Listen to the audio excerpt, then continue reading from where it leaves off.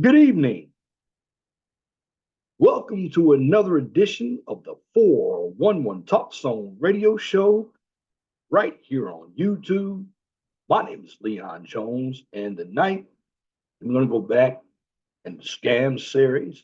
And I know the videos that I do aren't popular, particularly in the black sector of YouTube, but that's okay because scams take place every day. Heck, I could say YouTube is a scam. How Google wants to take 30% of super chat money. Now, I know they need money for their platform, but that's what the advertisements are there for. So they can pay Google, then the cash apps. But that's neither here nor there. Tonight, I'm going to talk about something that is very, very common. And it's a two-part series. Talk about spoofing and phishing. Now, this week, we'll talk about spoofing, and next week, I'm going to talk about phishing. They go hand in hand. Now, title of tonight's video is What is a spoofing scam? What is a spoofing scam? Now, many of us can be spoofed by emails, by text messages, by phone, can even be spoofed on your account. It's when hackers can look at your keystrokes, they can gain information because your information is sold all over the place. And this is why I always tell individuals be careful what you say on the internet because it can be used against you. And I'm not talking about in a court of law, it can be used against you everywhere you go. Uh, you can have pictures with nude bodies and your head put on it. But when it comes to spoofing, the biggest ones are your phone and emails. Now, I'm going to go ahead and share my screen, and I'm going to talk about what spoofing is.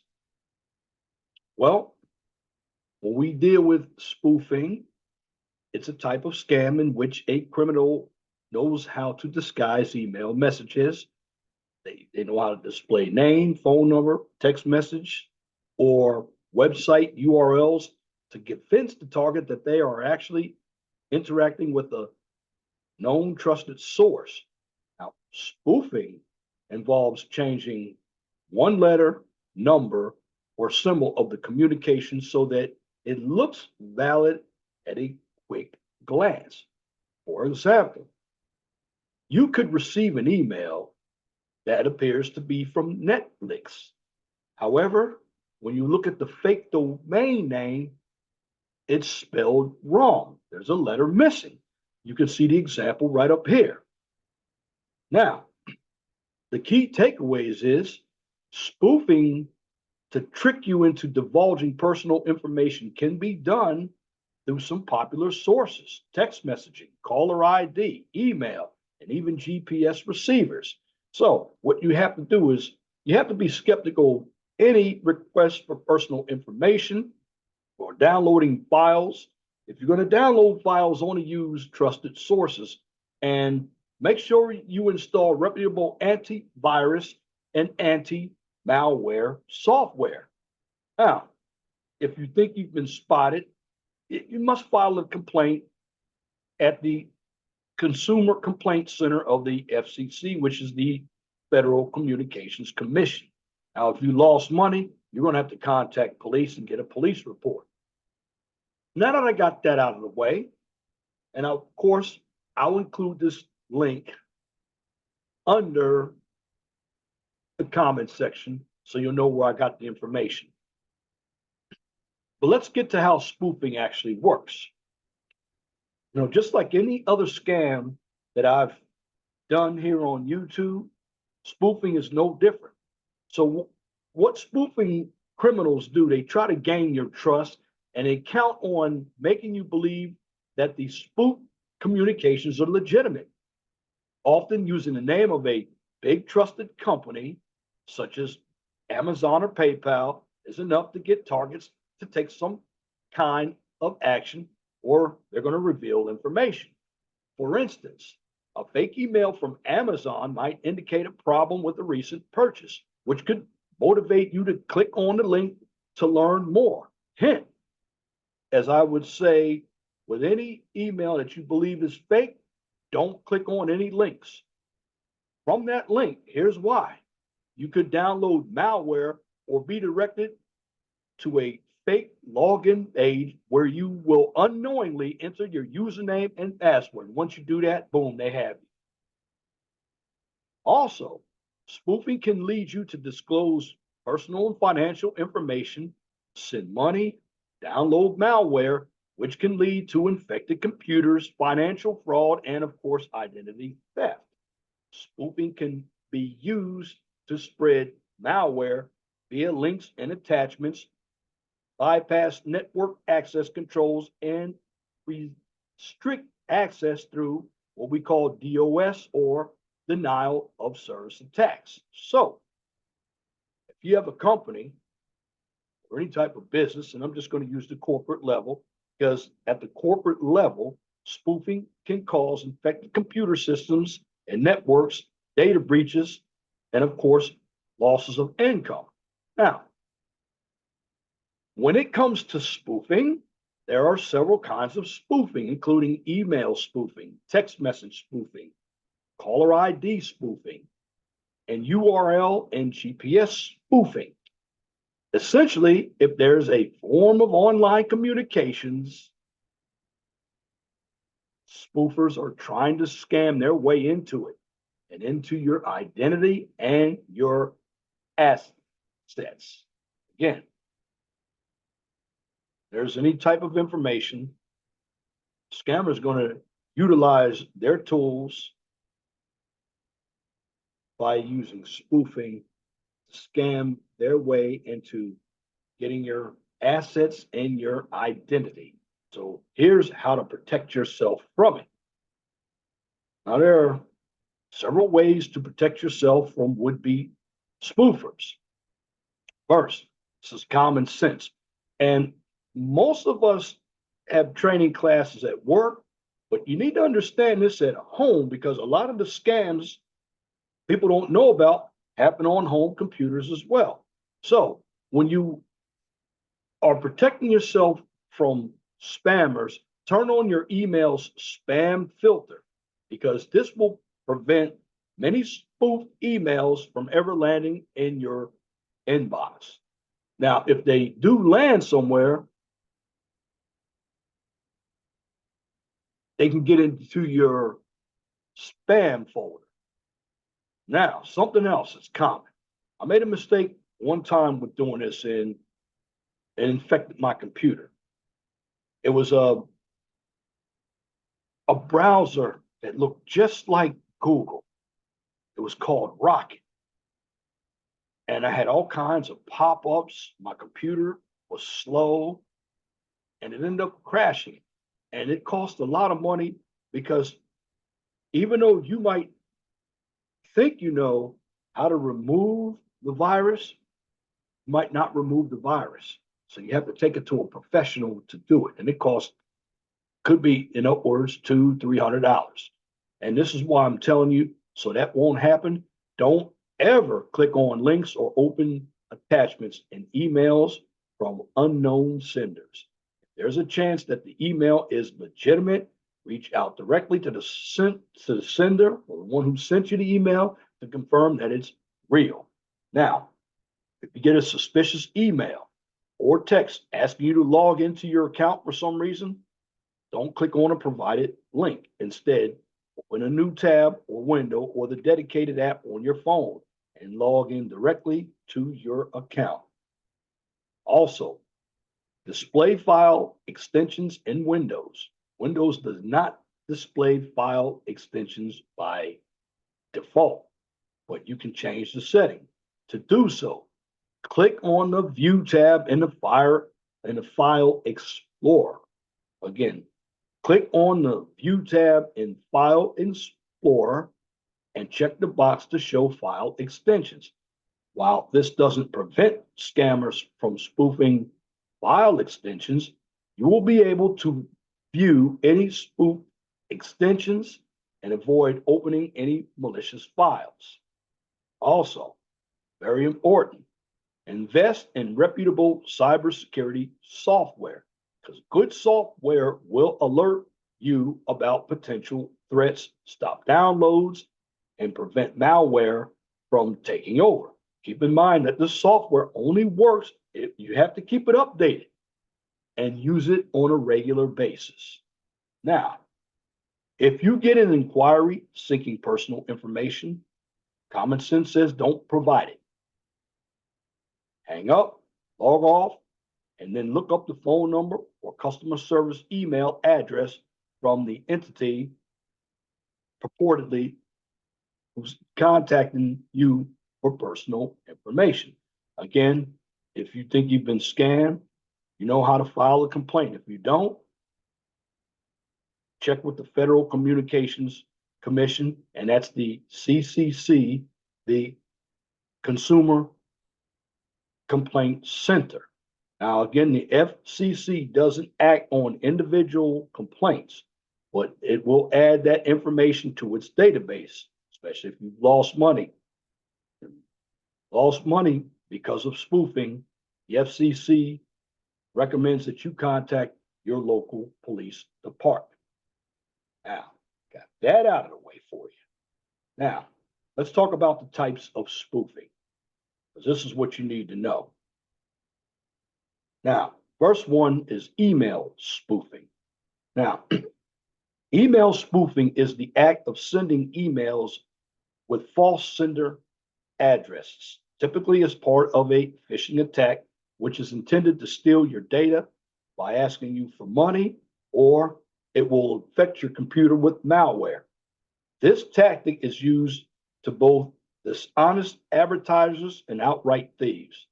So what happens is the spoofer sends emails with a falsified from line to trick victims into believing that the message is from a friend, their bank, or some legitimate source.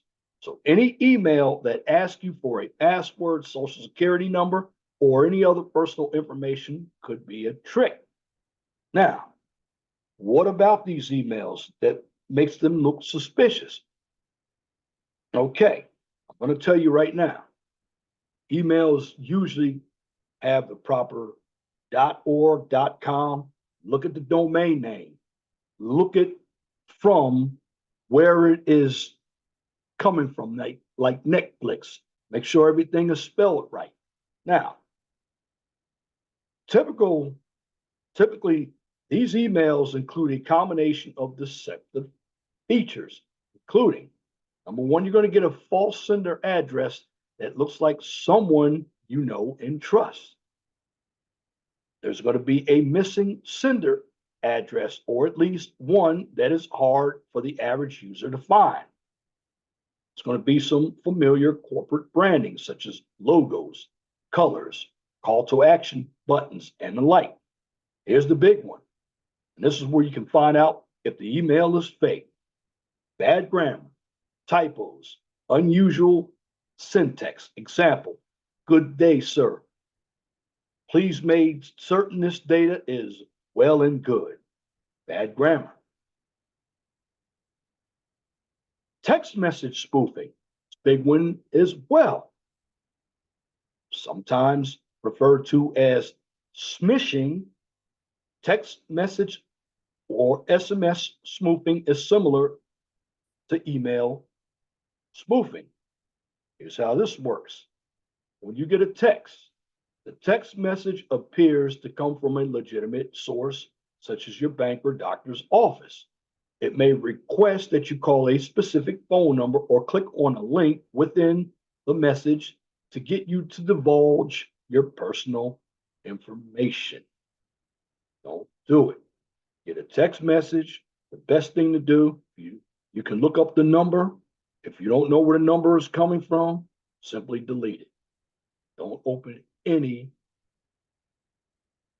attachments because your phone will be infected.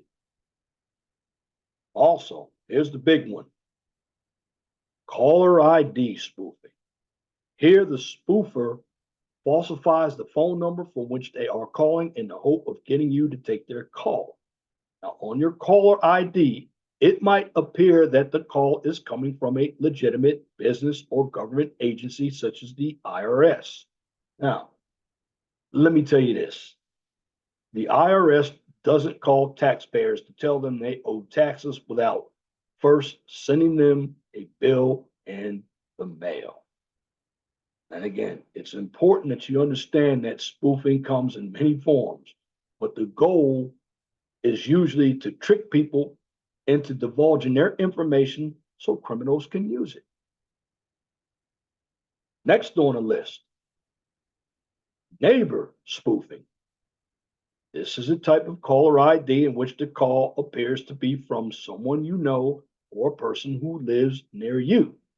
FCC says that the Truth in Caller ID Act prohibits anyone from transmitting misleading or inaccurate caller ID information with the intent to defraud, cause harm, or wrongly obtain anything of value. And if they're caught, and that's only a big if, the spoofer can face penalties up to $10,000 for each violation. That's only if they're caught. Then, as I mentioned, URL or website spoofing.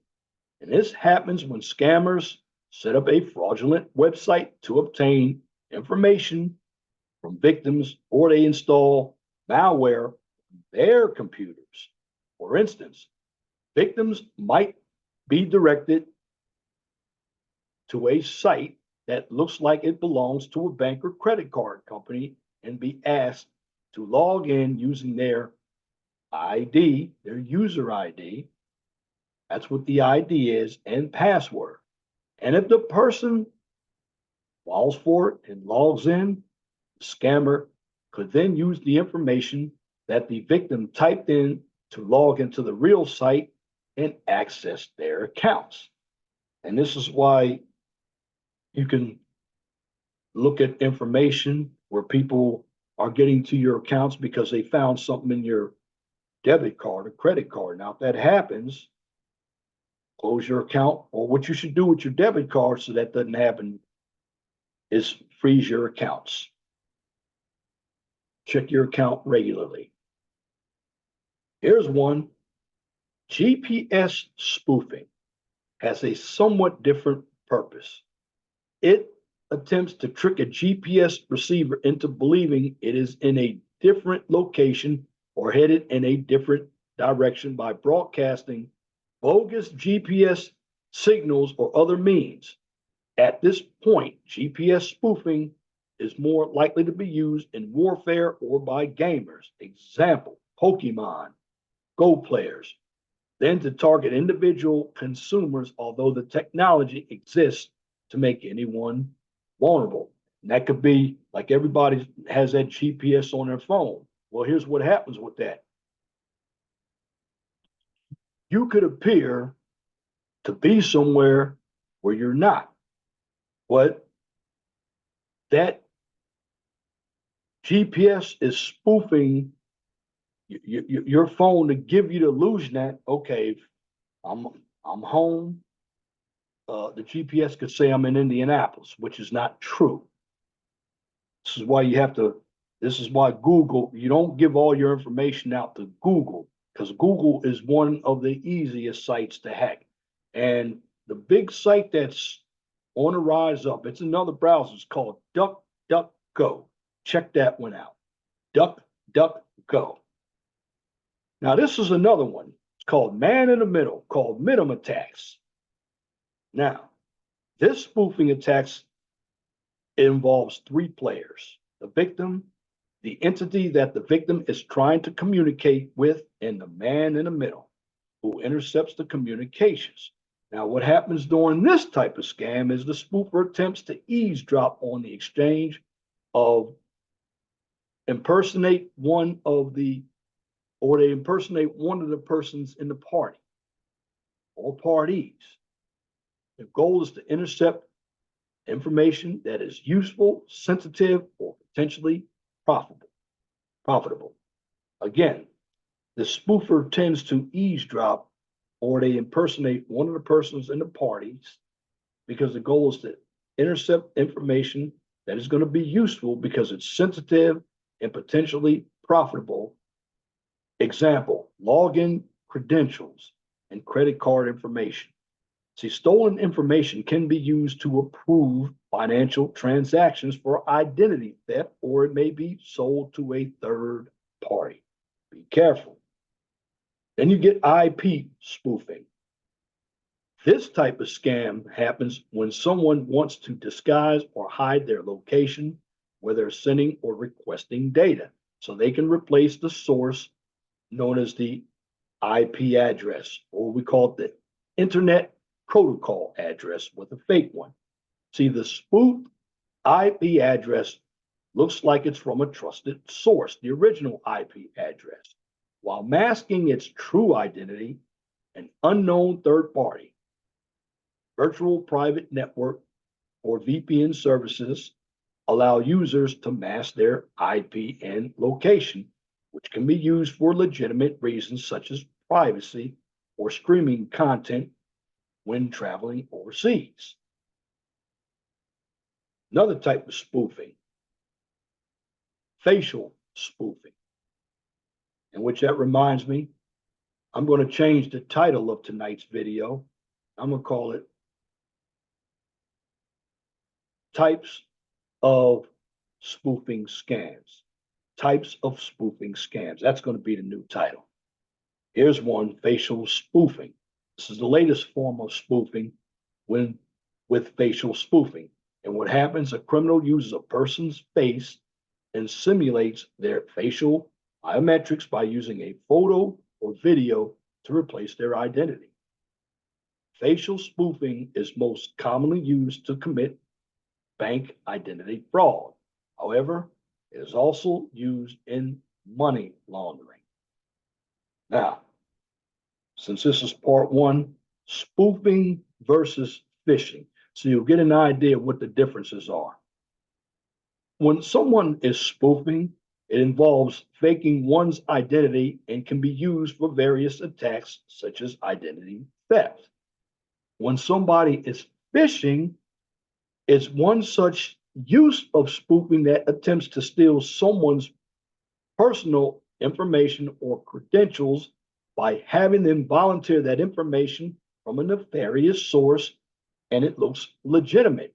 For instance, a phishing email may appear to come from your bank, but the link inside would direct you to a phony version of the bank's website. So if you enter your credentials, they are subsequently turned over to the attacker. Now, heard the different types of spoofing that I've gone over. We start off with email spoofing, text message spoofing, caller ID spoofing, neighbor spoofing, URL or website spoofing, GPS spoofing, man in the middle attacks, IP spoofing, and facial spoofing. Now, with all that being said, how to detect spoofing? And people like me who are not in IT, this is a good thing to know. One thing you have to understand about spoofing scams is that they are very sophisticated. So the key is to pay attention, close attention to the details, and you must trust your instincts. Be wary of the websites with no lock symbols or green bars. Now, when there's a legitimate website, green bar goes across your address bar. That's a good detail. Or URLs that begin with HTTP instead of HTTPS. the encrypted version of HTTP. Another way to tell a fake website is if your password manager doesn't autofill your login. It's a sign that it doesn't recognize the website. So, with emails, take a close look at the sender's address. Keep in mind that the scammers will use fake domains that are similar to legitimate ones. Of course, typos and bad grammar and unusual syntax in the email are also red flags. And if you're still unsure, copy and paste the contents of the email into Google, where a quick search can reveal if a known scam is circulating. And finally, always hover over an embedded link to reveal the URL before you click on it. Now, if the URL looks suspicious, it's likely a scam. And expand the details of the sender to see if the email address is correct, not just the name. Also, pay attention for the alternations in small details like a capital I or a small L. That's with computers. With phones, caller ID is easily spoofed. Scammers can use neighbor spoofing, so it appears that calls are coming from a local number. That may also spoof a number from a government agency or business that you know and trust. FCC advises people not to answer calls from unknown numbers and hang up immediately. If you do answer such a call, ask who is it? As generally, and I hate to say this, it's a foreign person. Person's not in the United States.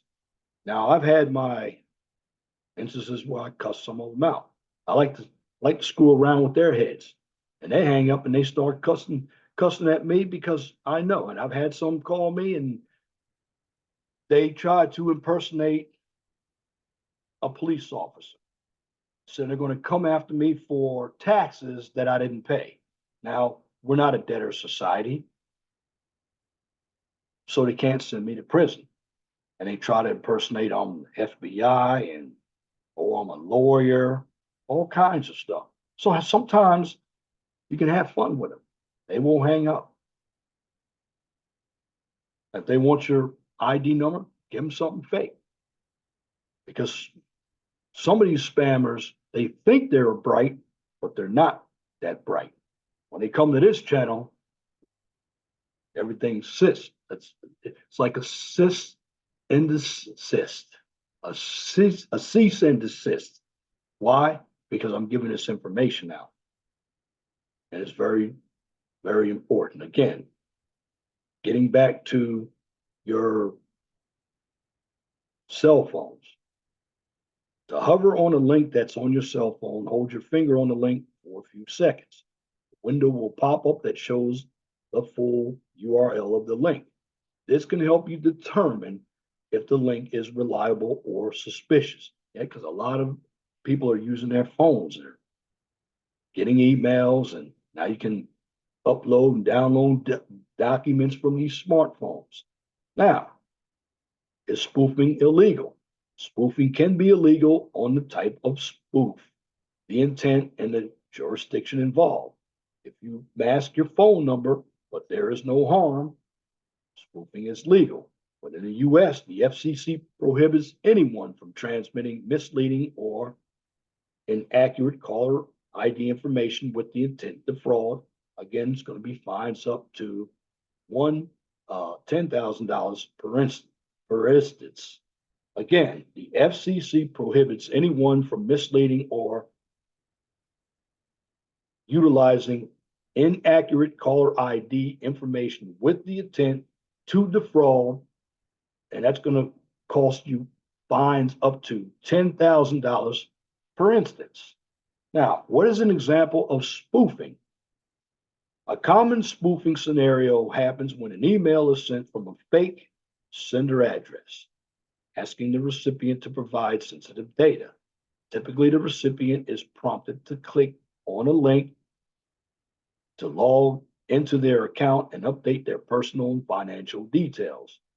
Links in spoofing emails also affect the recipient's computer with malware. And again, the difference between spoofing and phishing. Terms spoofing and phishing are often used interchangeably, but they mean different things. Again, to review it, spoofing uses a fake email address, display name, phone number, or web address to trick people into believing that they are interacting with a known, trusted source. Phishing, on the other hand, tricks you into providing personal data that can be used for identity theft. So many phishers use spoofing tactics to trick their victims into believing that they are providing personal personal information from a text source, from a phone to a legitimate or trusted source. The bottom line, people have pretended to be other people or their representatives of organizations since time immemorial. However, with the advent of the internet and online communications, spoofing has become much easier and more widespread. So websites, emails, and geolocations and phone numbers today can all be spoofed by bad actors to commit crimes, steal identities, and perpetrate scams. So knowing how to spot and protect against spoofing is important in the digital age. At the same time, spoofing can provide an anonymity for internet users for purposes of privacy. So the use of VPNs, which is a virtual private network, for instance, can mask your location and identity when searching the web. Again, go back, share my screen again, and we're going to get into a few videos. So as I share, let me make sure I share my sound. Get it, make sure my sound is turned up. All right, these videos are used for educational purposes only. So their use.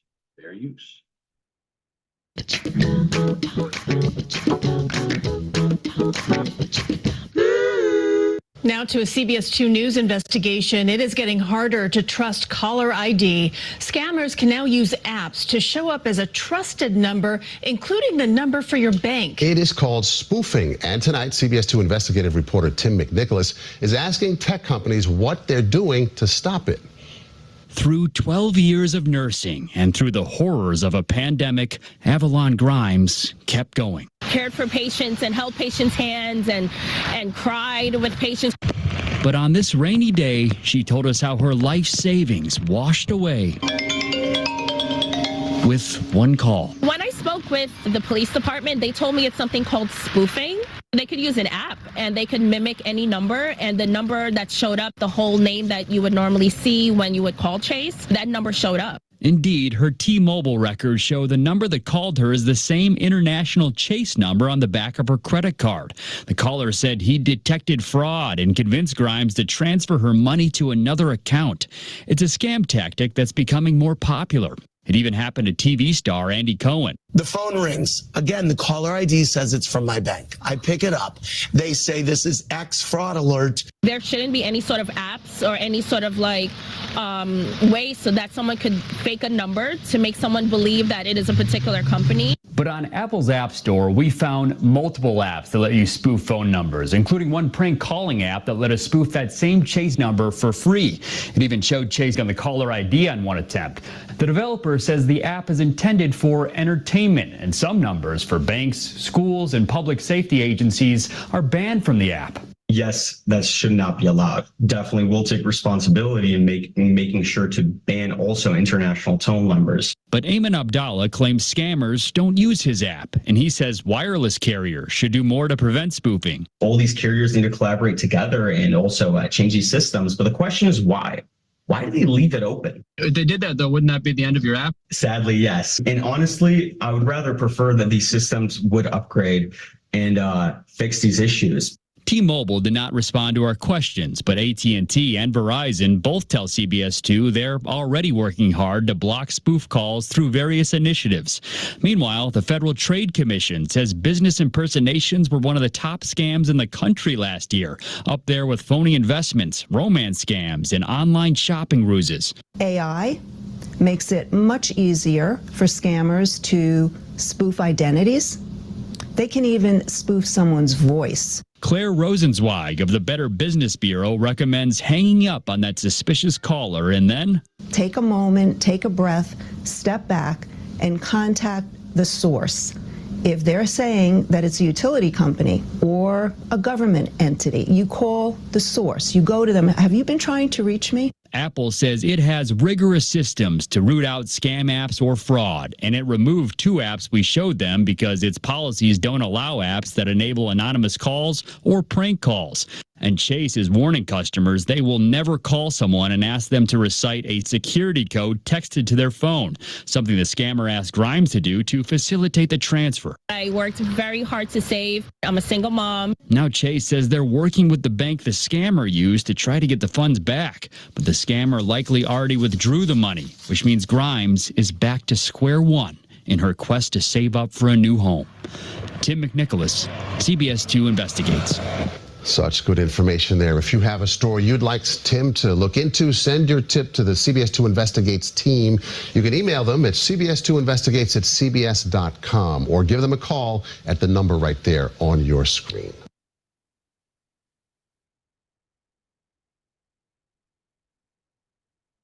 Again, scammers are out to take your information. So you have to be on the lookout. Now, I'm going to show you another video on how to protect yourself from scams. Fair use. This is for educational use only. And you should watch these videos, because I guarantee a number of you don't even know what spoofing is, and you're probably being spoofed right now. Fair use. That comes into email address spoofing. So, I create a Greg_Brainerd at Gmail or iCloud, or maybe I just use some random letters and I just put in Greg Brainerd in the, as the person I send it off. The person that's receiving that has to be conscious enough to say, hey, who is this person that's sending it to me? Oh, it's coming from some random Gmail account. I don't recognize this. And so then I've got to ask questions. I've got to go actually maybe, call my boss, or maybe walk across the hallway to them, or shoot them a text message or something to validate that email is who it is. I've got personal email addresses. I'm sure you do too, Raj.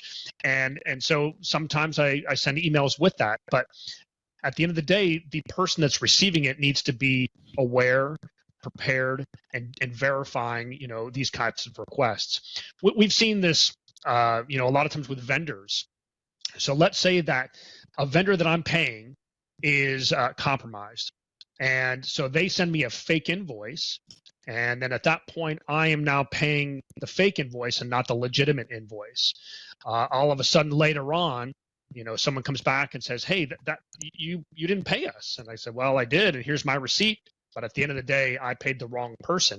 And that's because the vendor had been compromised and not my account was compromised. But it goes along the same thing where you've got the individual that is trying to trick an internal employee by saying, hey, can you go buy me some gift cards? Okay, well, who are you again? Oh, you're the CEO? Oh, yeah, I want to do anything I want to make that person happy. Oftentimes you'll see triggers in those emails that say, hey, Raj, I need this done ASAP, or don't talk to anybody else about this, or this is a surprise, or there's some kind of urgency really wrapped around this that it has to happen right now. That's a big trigger that says, hey, I need to slow down, look at the email address that it's coming from, and validate that. Are there any misspellings or possible, grammar mistakes that look kind of odd? Is the activity that this person is requesting me to do this not normal for them? Do they normally ask me for these types of things? Hey, did they just change banking information from a vendor's point of view? Well, pick up the telephone and call. But I warn you, don't use the telephone number in that specific email, because that might go to that person that's asking you to do it.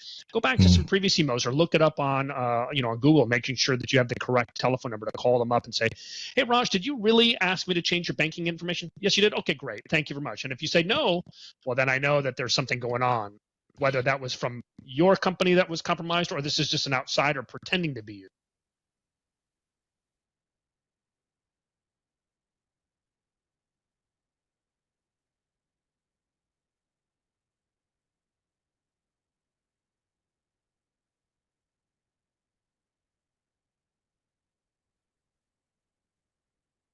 That's what happens when you get spoofed. And that last video that basically piggybacked off the information that I gave you. Again, common sense. If you see a number that appears to be illegitimate, don't answer it. Also, something else. Don't go and click on any attachments. Look for any emails that have HTTP. If they don't have HTTPS, it's a scam. Again, we always talk about spellings. We always talk about the types of websites. These spoofers can build websites that look legitimate. In fact, there are times that I've actually gotten calls from a phone number. So they've spoofed somebody's phone number. The phone number actually had a name on it. And I called that number back, and the person actually answered the phone. They said they didn't call me. And I said, you're being spoofed. I mean, this is what is happening with all of these spammers out there. And again, when we deal with spamming, phishing. So I want to tell you this. So we'll review everything. What is spoofing? Let's go back up, review it again. It's a type of scam in which a criminal disguises an email address, display name, phone number, text message, or website URL to convince a target that they are interacting with a known trusted source. Again, spoofing involves changing just one letter, number, or symbol of the communication that looks valid at a quick glance. Now, again, I'm going to post all this information under my comment section. And again, I'm just here to give you this information. This is not the drama section of YouTube. This is where you're going to get good information. I'm not looking for a bunch of views or subs, but individuals that really want to know what's going on, particularly in the cyber world. Cybersecurity is very, very big. If you're in the IT field, you know about phishing, you know about spoofing, you know about spam. I'm just giving you individuals out there who have no clue and overview, because I guarantee you've been spoofed. Guarantee you've given up information. We all have. The bottom line is, if you follow the steps, you won't become a victim. Because in the end, ignorance is a bliss. So take the information that I'm giving you to alleviate yourself from being spoofed. And that's my commentary for this edition of the 401 Talk Zone radio show right here on YouTube. If you like what I just presented, comment, share, and subscribe. And if you're looking for some STEM material, which I always do my STEM videos every Thursday, check out the QCIS channel On that channel, I give you a daily dose of science, technology, engineering, and math. Every time I finish recording all the videos, because I do pre-records, doing it for the last year or so, well, I upload all of my pre-recorded videos to my Twitter page. Now, since the QCIS channel is an educational channel, I also upload that channel to my LinkedIn page. And in the end, be blessed for what you have. Don't worry about what you don't have. Always know that the sun rises in the east and sets in the west. If it doesn't apply, let it fly. But if the shoe fits, wear it. If you don't like the shoe, change it. And once again, thank you for listening to this edition of the 411 Talk Zone radio show right here on YouTube. Till next time, my name is Leon Jones. I want you all to have a wonderful and gracious evening. God bless you. I'm out.